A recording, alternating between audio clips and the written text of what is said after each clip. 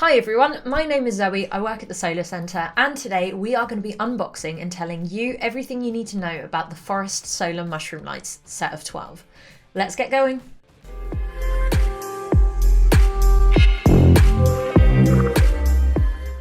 So these Forest Solar Mushroom Lights are a really beautiful detail in your garden. They can go in your flower beds, by trees, any borders, they are absolutely stunning. So in the box we have the tops of the lights with the solar panel, and then we have the bodies. There's also a stake for the solar panel, which is very easy to install. It's a matter of putting these two pieces together and then slotting this piece into the solar panel like so.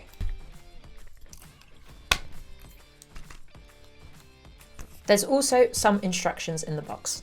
So the installation is going to take you a little bit longer, but trust me, it'll be worth it in the end. So it's very simple. It's a matter of slotting in this body onto the top of the light, like so. So from there, all you have to do is twist the cable around the light and slot it in on both sides, just like that.